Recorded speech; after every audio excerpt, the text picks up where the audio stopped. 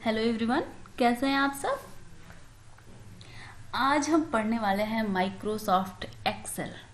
इसकी शुरुआत करने वाले हैं। इसके पहले हम पढ़ चुके हैं माइक्रोसॉफ्ट वर्ड के बारे में। हमने उतना पढ़ा जितना कि इंटरव्यू में आपके लिए सीपीटी में आएगा। ओके, आज मैं आपको बताने वाली हूँ वो सब कुछ जो एक्सेल के बारे में आपको बेसिक को तैयार करेगा। जैसे आपको अगर बिल्कुल नहीं पता हो तो इसलिए मैंने शुरुआत करनी है, और अगर आपको पता है तो एक बार आप रिवाइज कर लेना। और जहाँ तक मुझे उम्मीद है आपने वर्ड की प्रिपरेशन की होगी। माइक्रोसॉफ्ट वर्ड पे जो मैंने आपको सिखाया था उसकी प्रैक्टिस आपने की होगी। देखो, हर दिन ना कम से कम 5 मिनट आप माइक्रोसॉफ्ट वर्ड का पेज ओपन करो और उस पर काम करो। हर दिन कम से कम 5 मिनट, ज़्यादा मैं बोलूँगी नहीं, क्योंकि आपको इंग्लिश भी पढ़नी है, बाकी सब चीज़ें भी पढ़नी है, बाकी सब प्रिपरेशन भी करनी ही है, कुछ वर्क आपको खुद पे भी करना है।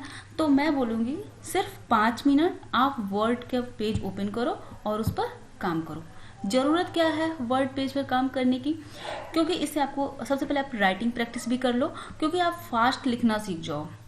क्योंकि वहाँ पर यह काम आपको जरूर होगा। आधे घंटे का टाइम मिलेगा। आधे घंटे में आपको 3 से 4 काम करने होते हैं, वर्ड पे, एक्सेल पे, पावर पॉइंट प्रेजेंटेशन पे, और उसके बाद हो सकता है इसको मेल करना या कुछ और एक, मतलब 3 ही मेन वर्क हैं जो आपको मिलने ही मिलने हैं, और इन तीनों को या तो मेल करना या सेव करना। तो ये 3 जो वर्क है ना, इन तीनों वर्क को आप सीख लो। अभी मैं आपको जो एक्सेल बता रही हूँ, तो अभी एक्सेल बताऊंगी, फिर आपको इस पर भी वर्क करना होगा। फिर मैं पीपीटी पावर पॉइंट प्रेजेंटेशन बताऊंगी, उस पर भी आपको वर्क करना होगा। थोड़ा थोड़ा तो सीखना होगा ना, डेली प्रैक्टिस करोगे तभी हो पाएगा। अभी हमें लगता है कि रांची का जैसे आ गया है 27 को है, तो उनके पास तो बहुत कम दिन है जो लोग रांची के लिए हैं। लेकिन जिन लोगों का अभी फेब्रुवरी या मार्च में होने वाला है, मोस्टली मुझे लगता है अधिकतर स्कूल्स को तो फेब्रुवरी में आ ही जाएंगे इंटरव्यू के डेट्स, तो आपके पास थोड़ा सा ज़्यादा टाइम है। तो आप रोज प्रैक्टिस करो, क्योंकि आपका कंपटीशन उन लोगों से होने वाला है जिनको यह सब आता है। ठीक, बहुत से ऐसे भी होंगे, बहुत से ऐसे कैंडिडेट हैं जिनका कंप्यूटर बहुत ही अच्छा है। तो अगर आप सीख रहे हो ना, तो बेहतर सीखो। ठीक, आपको बहुत ज़्यादा नहीं सीखना, उतना सीखना है जितने की आपको ज़रूरत है। इसलिए मैं बहुत ज़्यादा बता भी नहीं रही हूँ, मैं सिर्फ उतना ही बताती हूँ जितना एक टीचर के लिए ज़रूरी है। मैं यहाँ पर आपको सिर्फ इंटरव्यू की तैयारी करवा रही हूँ, सिर्फ इंटरव्यू के में जितना आने वाला है उतना बता रही हूँ। तो इस पर आप प्रैक्टिस कर लो। मैं बार बार इतना टाइम मैं आपको दे रही हूँ कि सिर्फ प्रैक्टिस करने में मैंने इतना बोला, तो प्लीज़ प्रैक्टिस कर ही लेना इस पर। चलो आज हम पढ़ते हैं माइक्रोसॉफ्ट एक्सेल, इसका इंट्रोडक्शन। अच्छा, मैं यहाँ पर शुरू करने से पहले ना मैं आपको बता देती हूँ हमें एक्सेल के बारे में क्या सीखना है। उसके पहले ये जरूरी है कि एक्सेल क्यों सीखना है इंटरव्यू के लिए। इंटरव्यू में भी एक्सेल क्यों पूछा जाएगा, आखिर टीचर को एक्सेल की जानकारी क्यों होनी चाहिए। तो देखो, अगर हमें कोई फाइनेंशियल वर्क करना हो, मैथमेटिकल वर्क करना हो, या स्टैटिस्टिकल फार्मूलाज का यूज करना हो, तो इन सब के लिए हमें माइक्रोसॉफ्ट वर्ड एक्सेल की जरूरत होती है। जैसे कि मैंने बताया था वर्ड के लिए कि कहीं एप्लीकेशन लिखने के लिए, लेटर लिखने के लिए, और किसी को इनविटेशन कार्ड देने के लिए जरूरत पड़ती है माइक्रोसॉफ्ट वर्ड की। ठीक ऐसे ही माइक्रोसॉफ्ट एक्सेल की जरूरत पड़ती है रजिस्टर मेंटेन करने के लिए। जो भी स्कूल में जो खर्च हो रहे हैं, जो भी एक्सपेंडिचर हो रहे हैं, अगर उनके बारे में बता दिया जाए कि टीचर को उस पर वर्क करना है, या जो छोटे बच्चे हैं, मतलब 1 to 5 के जो बच्चे हैं, तो उन सारे, एक जो टीचर हैं पीआरटी के जो टीचर होते हैं, उनको सारे सब्जेक्ट की जिम्मेदारी है। तो 1 to 5 के बारे में मैंने जो एपीएस रांची की वीडियो बनाई थी, उसमें मैंने आपको सिलेबस दिखाया था। तो अगर आप सिलेबस देखो तो 1 to 5 में एक कंप्यूटर की तीनों चीजें सीखनी है। तो इसलिए एपीएस के जो टीचर्स हैं उनके लिए बहुत ज़्यादा ज़रूरी है इन चीज़ों को जानना। जब आप जानेंगे तभी तो आप पढ़ाएंगे। तो इसलिए वे ऐसा टीचर चाहते हैं जिनको सीपीटी की अच्छी नॉलेज हो। ओके, तो हम शुरू करते हैं माइक्रोसॉफ्ट एक्सेल का इंट्रोडक्शन। आज के हमारी वीडियो का यही मेन पॉइंट है, इंट्रोडक्शन क्या है। तो देखो, मैंने ना आपके लिए जो तैयारी की है, जो मैंने बनाया हुआ है ना, जो मैं आपको दिखा रही हूँ, मैंने तीनों पे बनाया। माइक्रोसॉफ्ट वर्ड पे भी काम किया, और पावर पॉइंट प्रेजेंटेशन पे भी, और उसके बाद एक्सेल पर भी। मैं आपको तीनों सीट दिखाने वाली हूँ। अभी जो आपके सामने ये सीट दिख रही है ना, यह जो सीट है, यह पेज है माइक्रोसॉफ्ट पावर पॉइंट का। ठीक है, यहाँ पर जो मैं बना रही हूँ ये स्लाइड कही जाती है। ये स्लाइड्स मैंने बनाई है माइक्रोसॉफ्ट पावर पॉइंट पे। तो यह मेरी पहली स्लाइड है। देखो आपको बहुत खूबसूरत सी लग रही होगी ना ऐसे। तो ऐसे आप अलग अलग स्लाइड्स बना सकते हो माइक्रोसॉफ्ट एक्सेल पर। यहाँ मैं आपको एक चीज बताने वाली हूँ। यहाँ देखो, सबसे मैं जब दाहिने साइड में जा रही हूँ ऊपर, तो यहाँ पर लिखा हुआ है expand the ribbon control plus F1। ठीक है, तो कंट्रोल प्लस F1 शॉर्टकट की है इस रिबन को एक्सपेंड करने के लिए। ऐसे ये देखो, एक रिबन ओपन हो गया ना। ठीक ऐसे ही रिबन होते हैं माइक्रोसॉफ्ट वर्ड में भी और माइक्रोसॉफ्ट एक्सेल में भी। तो हो सकता है इंटरव्यू के टाइम पे ये आपको क्वेश्चन आ सकता है, वे पूछ सकते हैं सीपीटी के बारे में कि ये जो रिबन होता है यह क्या होता है। ठीक है, रिबन क्या होता है, यह आपसे वे हो सकता है कि पूछ ले मे भी। तो आपको ये जानना चाहिए कि रिबन क्या होता है। देखिए, जो कुछ भी वर्क आप करते हो ना, जो कुछ भी इसमें वर्क करते हो, वो सभी वर्क की बातें इस रिबन में नोट होती हैं। ठीक, इस रिबन में वो सब कुछ है। तो ये होता है रिबन जिसपे आप सारे वर्क करते हो। चलो हम शुरू करते हैं माइक्रोसॉफ्ट एक्सेल। देखो, माइक्रोसॉफ्ट एक्सेल का यूज क्या है? फाइनेंशियल यूज होता है, मैथमेटिकल यूज होता है और स्टैटिस्टिकल फार्मूलाज का यूज होता है। अगर हम बात करें मैथमेटिकल, जो कि एक टीचर के लिए जरूरी है, सबसे ज्यादा जरूरी टीचर के लिए मैथमेटिकल ही होता है। तो अरिथमेटिक एप्लीकेशन में क्या होता है? एडिशन, सब्ट्रैक्शन, मल्टीप्लीकेशन और डिवीजन। ये 4 वर्क आपको माइक्रोसॉफ्ट एक्सेल की वर्कशीट पर करना होता है। चलो हम चलते हैं अब दूसरे इसके बारे में जानते हैं कि माइक्रोसॉफ्ट एक्सेल में आपको शुरुआत कहाँ से करनी होती है। तो सबसे पहले, अब ये वाला जो पेज खुला हुआ है, आप इस पेज को पहचान रहे होगे। लास्ट वीडियो में मैंने दिखाया था, यह MS वर्ड का पेज है। यहाँ भी सेम रिबन है। इस रिबन को आप एक्सपेंड कर सकते हो या मिनिमाइज कर सकते हो। ठीक, आप जो भी वर्क करते हो वो सभी वर्क की बातें उसी रिबन के अंदर होती हैं। चलो ठीक है, अब हम बात करते हैं क्रिएटिंग न्यू स्प्रेडशीट। जब आप को एक्सेल पे वर्क करना होता है ना, तो आपको 2-3 काम करने हैं। जो सबसे पहला काम होता है वह होता है स्प्रेडशीट बनाना। Okay, creating new spreadsheet. तो आप इस स्प्रेडशीट पे कैसे जाओगे? एक्सेल को स्टार्ट करके, ऐसे ही तो पहुंचोगे ना स्प्रेडशीट पे, एक्सेल को स्टार्ट करके। तो एक्सेल को स्टार्ट कैसे करते हैं? सेम प्रोसेस है जो MS वर्ड में थी। आप विंडोज पे जाएंगे, यहाँ स्टार्ट बटन जो विंडोज जैसा दिख रहा है ना, यहाँ पर आप ले जाएंगे कर्सर को और यहाँ पर आप क्लिक करेंगे। यहाँ सर्च प्रोग्राम एंड फाइल्स हैं, यहाँ पर आप नोट करेंगे क्या? एक्सेल। आप यहाँ पर एक्सेल कर सकते हैं या माइक्रोसॉफ्ट एक्सेल, और यहाँ पर देखो प्रोग्राम्स में आ गया माइक्रोसॉफ्ट एक्सेल। यहाँ पर डॉक्यूमेंट्स में मैंने काफी कुछ बनाया हुआ था, इसलिए आपको डॉक्यूमेंट्स में यहाँ पर दिख रहा होगा माइक्रोसॉफ्ट एक्सेल। ठीक है, यहाँ पर फाइल्स में भी आपको एक्सेल का बहुत सारी चीजें दिख रही हैं। तो हमें प्रोग्राम में जाना है जहाँ पे हमें प्रोग्रामिंग करनी है, इसलिए हम यहाँ पर पहुंचेंगे। प्रोग्राम में देखेंगे यहाँ पर माइक्रोसॉफ्ट एक्सेल है। यह तो एक तरीका है वहां पर पहुंचने का। दूसरा तरीका होता है कि आपके जो कीबोर्ड है ना, जो भी कीबोर्ड है, लैपटॉप का हो या फिर उसका डेस्कटॉप का हो, तो जो कीबोर्ड है ना, उस कीबोर्ड पर सबसे नीचे बाईं तरफ का जो तीसरा बटन है, जिसपे एक विंडोज बना हुआ होगा, सेम विंडोज जैसे यहाँ पर बना हुआ है ना आपके जो दिख रहा है मॉनिटर पे, ठीक ऐसा ही विंडोज बना हुआ है आपके कीबोर्ड पर सबसे नीचे बाईं तरफ से तीसरा बटन। उसके साथ इसको कहते हैं विंडोज। उस पर कुछ लिखा नहीं होगा, ऐसे ही 4 जैसे यहाँ पर स्टार्ट बटन जो है ना, तो इस पे जैसे विंडोज बना है ऐसा ही विंडोज वहां बना है। तो उसके साथ जैसे ही आप R को एक साथ प्रेस करते हैं, जैसे इसको कहते हैं विंडोज प्लस R। जब भी 2 बटन एक साथ प्रेस करते हैं ना, तो उसको प्लस लिखते हैं। तो विंडोज प्लस R को जब आप एक साथ क्लिक करते हो तो ओपन हो जाता है ये फाइल। ठीक है, ऐसे फाइल ओपन हो सकती है। या विंडोज प्लस आर हमने किया, ये देखो ओपन हो गई ना एक फाइल। यहाँ पर देखो रन लिखा हुआ है और यहाँ लिखा हुआ है कि आप कौन सी फाइल ओपन करना चाहते हैं। क्योंकि मैंने इससे एक फाइल पहले भी ओपन की थी एक्सेल को, इसलिए यहाँ पर लिखा हुआ आ रहा है। चलो हमने यहाँ पे ऐसे डिलीट कर दिया। अब हम फिर से यहाँ पर लिखते हैं, हमें जो भी फाइल सर्च करनी है उस फाइल का हम यहाँ पर नाम लिख सकते हैं। यहाँ पर आपको हिंदी दिख रही होगी, क्योंकि मैंने हिंदी इसमें ऐसे डिफॉल्ट पे रखा हुआ है, इसलिए हिंदी ओके हो जाती है हर बार, तो हर बार हिंदी दिखती है। तो इसके लिए मैंने पिछली वीडियो में आपको बताया था कि क्या करेंगे, कंट्रोल प्लस जी। कंट्रोल प्लस जी का यूज कहाँ होता है, जब भी आपको एक लैंग्वेज से दूसरे लैंग्वेज में जाना हो, तो इसलिए आप यूज करते हैं कंट्रोल प्लस जी का। तो जैसे ही मैंने कंट्रोल प्लस जी किया, यह हिंदी इंग्लिश में चेंज हो गया। तो यहां से हमने इसको एक्सेल किया और अब हम ओके कर देंगे। और देखिए हमारे पास पेज ओपन होके आ गया। जो पेज कौन सा है, यह है माइक्रोसॉफ्ट एक्सेल।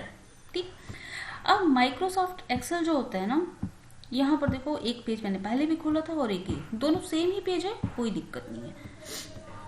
अच्छा हाँ, मैंने यहाँ पर आपको एक चीज तो बताई ही नहीं, आपके लिए मैंने सेव नहीं किया था।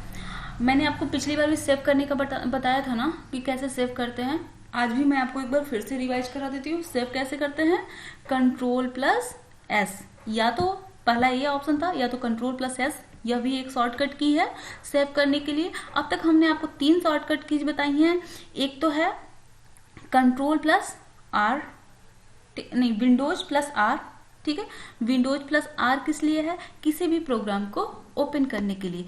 विंडोज प्लस आर किसी भी प्रोग्राम को यहाँ पर रन कराने के लिए, ओपन करने के लिए यूज करते हैं विंडोज प्लस आर का। दूसरा हमने आपको बताया कंट्रोल प्लस एस सेव करने के लिए, और तीसरा हमने बताया था कंट्रोल प्लस जी एक लैंग्वेज से दूसरे लैंग्वेज में जाने के लिए। तो हम कंट्रोल प्लस एस का यूज कर सकते हैं, या दूसरा हम यूज कर सकते हैं फाइल का। ठीक है, फाइल पे जैसे हम क्लिक करते हैं, यहाँ पर सेव और सेव एज का ऑप्शन आ जाता है। एज सच सेव एज का ऑप्शन हमें यहाँ पर सिर्फ सेव करना है अभी, क्योंकि अभी मान लो हम इस पे वर्क कर रहे हैं तो हमें सिर्फ सेव करना है। तो अभी हम सेव करेंगे ना, तो यहाँ पर देखो, यहाँ पर आप देख रहे होगे कि एक हल्का ब्लूइश कलर में यहाँ पे आपको दिख रहा है।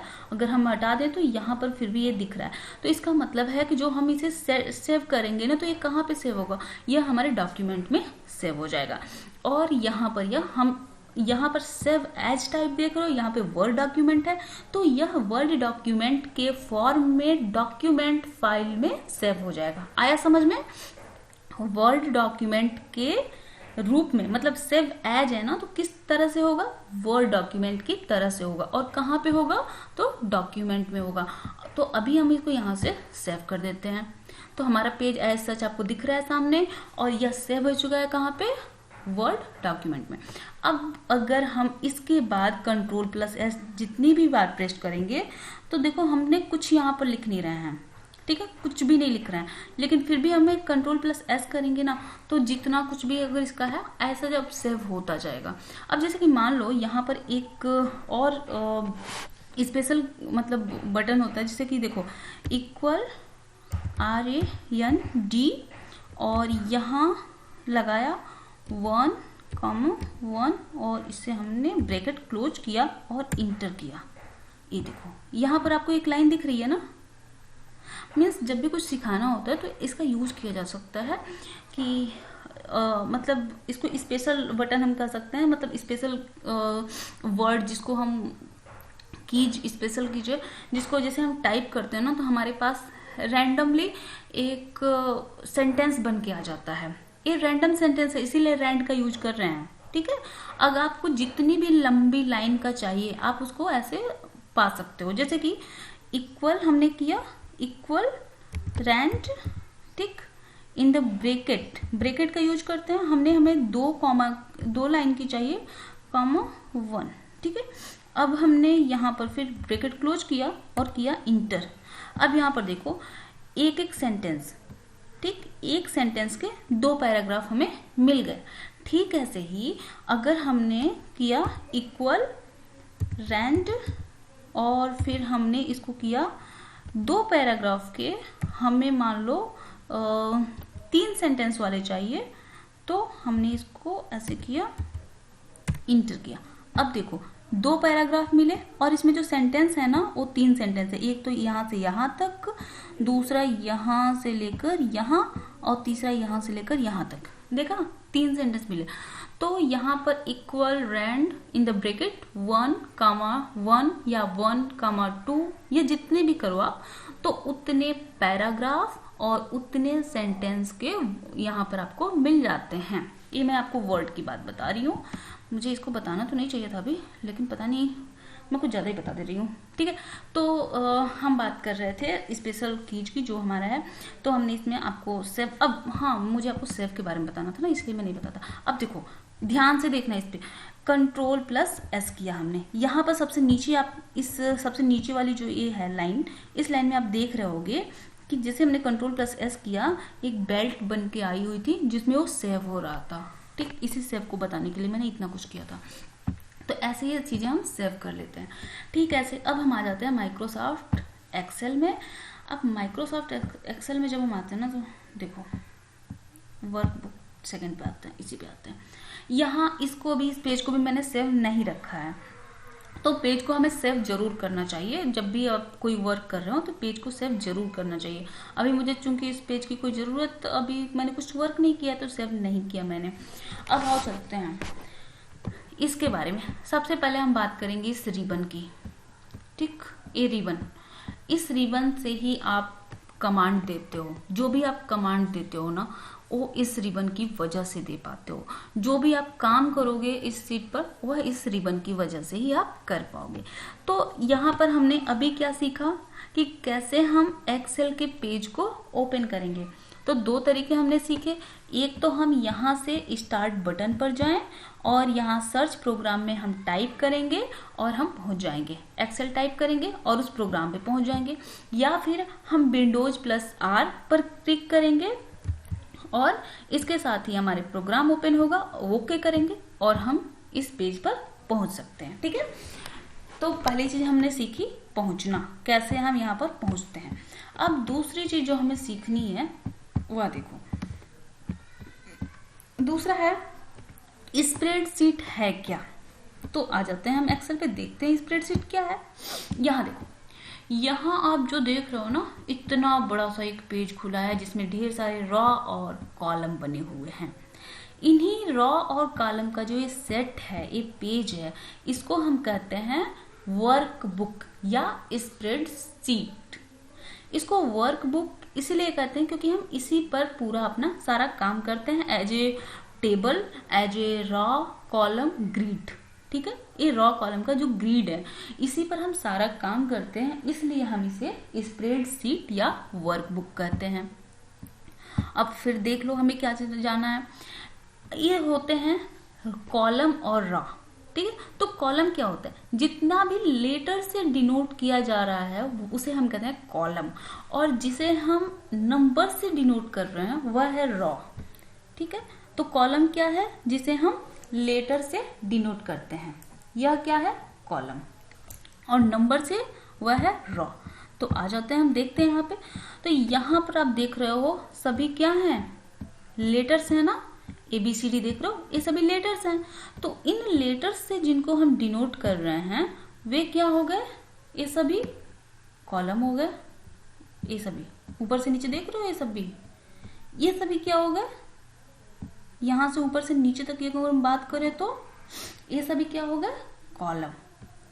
ठीक ऐसे जब हम बात करें नंबर की, तो यह जो नंबर आप देख रहे हो, ये नंबर कौन सा हो गया, यह नंबर से डिनोट हो रहा है, तो यह क्या हो गया, रॉ। ठीक, तो यह आपने जाना रॉ और कॉलम। जब इन्हीं रॉ और कॉलम को मिला देते हैं तो हमें मिल के बनता है सेल। सेल जानते हो क्या होता है, सबसे छोटी इकाई। तो किसी भी चीज की जब सबसे छोटी इकाई होती है उसको हम कहते हैं सेल। तो यहाँ पर अभी आप देख रहे हो, यह जो सबसे डार्क ब्लैक है जहां पर हमारा कर्सर चल रहा है, इसे हम क्या कहते हैं, सेल। अब यह सेल कहाँ, आपको 2 येलो कलर भी दिख रहे होंगे, एक नंबर है और एक लेटर है, यानी एक रॉ है और एक कॉलम है। इन दोनों से मिलकर बना हुआ है यह सेल, और इस सेल का नाम क्या देंगे हम, C7। यहां पर लिखा हुआ आप देख रहे होगे, इस रिबन में आप देख रहे होगे, यहां पर लिखा हुआ है C7। C7 का मतलब क्या हुआ, C मतलब ये वाला कॉलम, ठीक है, क्योंकि ये लेटर से डिनोट हो रहा है ना, तो ये वाला कॉलम, और R7 मतलब क्या हुआ, ये वाली रॉ, तो यह हो गया C7। अब मुझे लगता है आप समझ गए होंगे कि सेल क्या होता है, कॉलम क्या होता है और रॉ क्या होता है। अब हम बात करते हैं फॉर्मूला बार की। यहाँ पर जो भी आप वर्क करते हो ना, इस कॉलम में, रॉ में आप जो भी वर्क करोगे, इसे हम इस सब कुछ यहाँ फॉर्मूला बार में आ जाएगा। जैसे कि अभी देखो हम कोई काम नहीं कर रहे, तो यहाँ पर fx लिखा हुआ है, सिर्फ फार्मूला देखो यहाँ पे लिखा हुआ है। जैसे हम यहाँ पे क्लिक करते हैं तो इंसर्ट फंक्शन, जो भी आप फंक्शन करते हो ना, वही फंक्शन यहाँ पर नोट हो जाते हैं। तो मान लो हमने इस पर कोई काम किया, ठीक, इस पर हम आए और इस पर हमने 1 2 3 लिखा, Ctrl+G हम अपना कर लेते हैं। देखो तो अब ये 1 2 3 हो गया ना, तो यहाँ पर जो देखो अब फंक्शंस हमने क्या किया है, फंक्शन इस सेल में हमने जो फंक्शन किया है उसमें हमने लिखा है फार्मूला बार में 1 2 3, तो वह फार्मूला बार यहाँ फंक्शन पे सामने आके नोट हो गया। अब यहाँ पर आप इसे कैंसिल कर सकते हो, ठीक,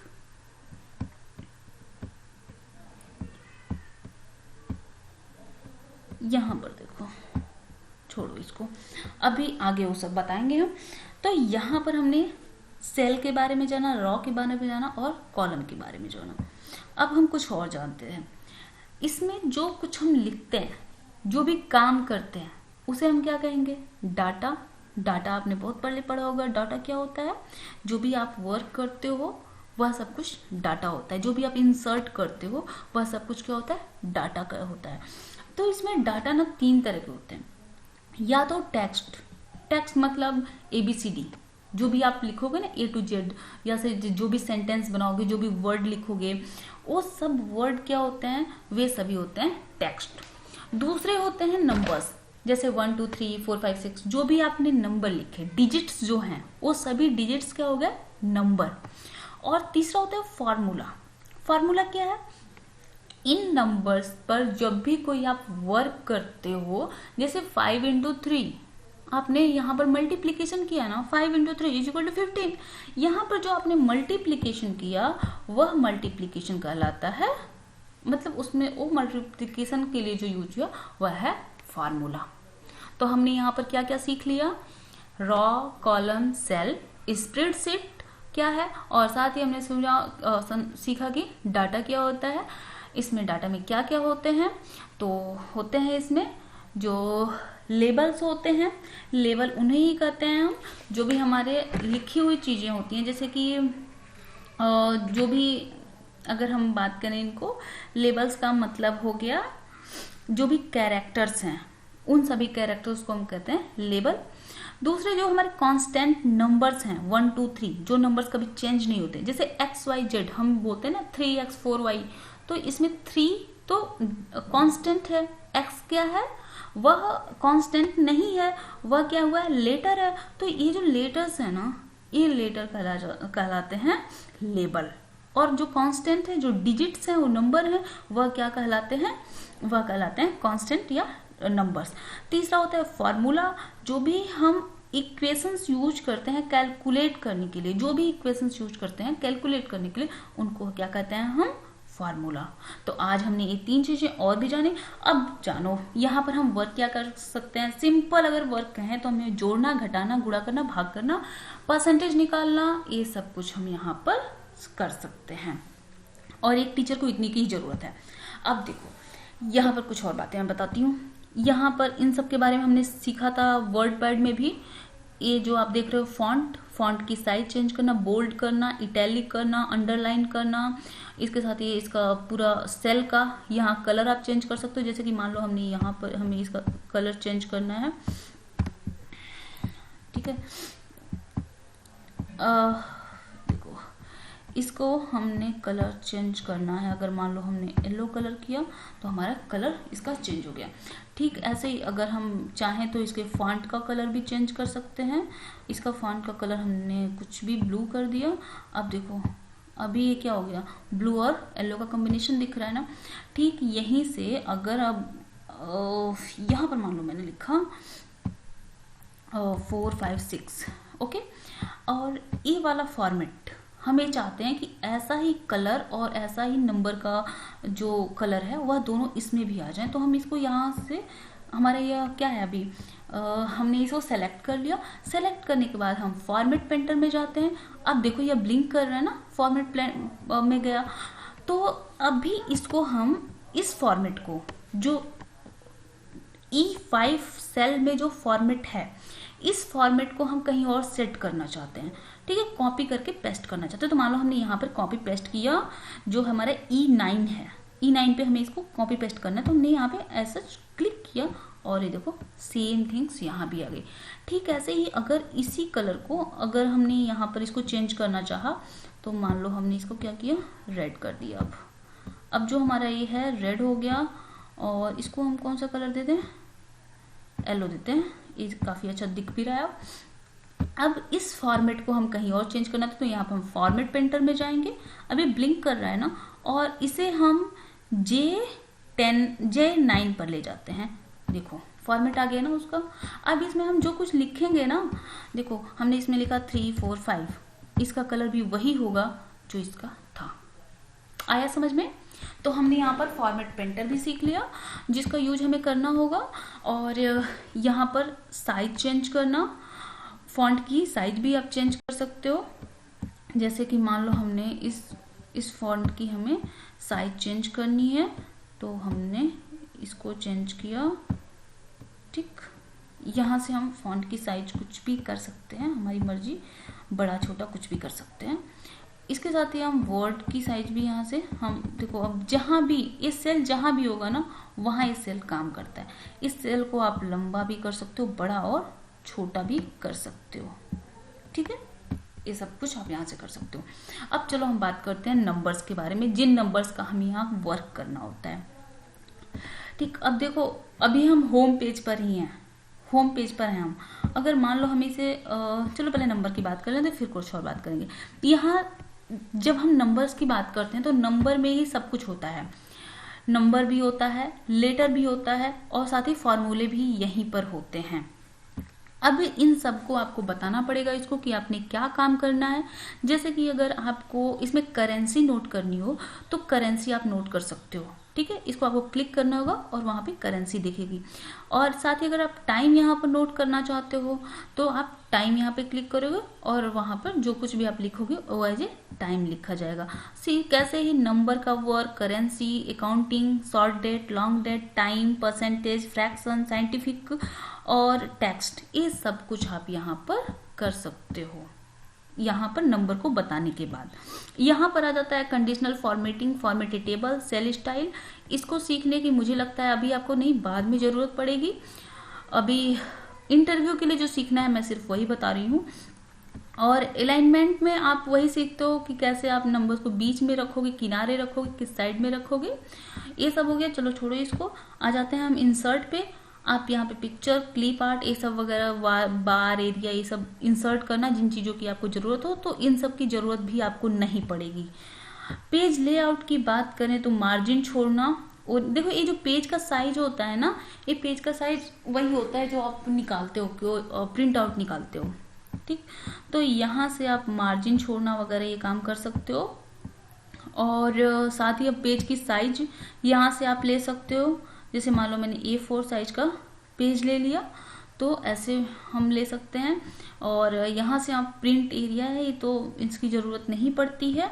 अच्छा, सीट अगर बदलना हो, मान लो एक से अधिक पेज पे काम करना हो तो यहाँ पर सबसे नीचे आओ बाईं तरफ, यहाँ पे सीट 1, सीट 2 और सीट 3 हैं, 3 सीटें हैं। यहाँ पर आप और भी ज़्यादा सीट इंसर्ट कर सकते हो इंसर्ट वर्क सीट से। जैसे कि हमने यहाँ पर जैसे ही क्लिक किया, यहाँ पे लिखा हुआ है ना इंसर्ट वर्क सीट, सबसे नीचे बाईं तरफ जहाँ कर्सर जा रहा है मेरा, यहाँ पे देखो। तो यहाँ पर वर्कशीट में इससे आप क्लिक करके और सीट ले सकते हो। इसके लिए की भी है शॉर्टकट की Shift+11। मुझे लगता है शॉर्टकट की ज़रूरत नहीं है, हम यहाँ से सीधे क्लिक करके ले सकते हैं। बस शॉर्टकट की अगर आप याद कर लो तो सो फार सो गुड। अब यहाँ से देखो फार्मूला, यहाँ पर हम फार्मूला का यूज करते हैं। यहाँ से हम डाटा कैसे लेंगे उसका है, यहाँ पर रिव्यू करने के लिए है। मुझे अभी लगता है इन सब की आपको कोई ज़रूरत नहीं है। तो अब हमें काम करना है इस पेज पर हमें काम करना। अभी मैंने आपको सब कुछ इसके बारे में इस पेज के बारे में मैंने सब कुछ बता दिया। जैसे वर्ड पे मैंने आपको सब कुछ पहले पेज के बारे में बताया था और फिर अगले वीडियो में मैंने उस पर काम करना सिखाया था कि वर्क कैसे करते हैं। ठीक है, ऐसे ही अब मैंने पेज के बारे में बता दिया है। अब अगली वीडियो में मैं इसमें आपको वर्क करना सिखाऊंगी कि कैसे इस पर आप वर्क करेंगे।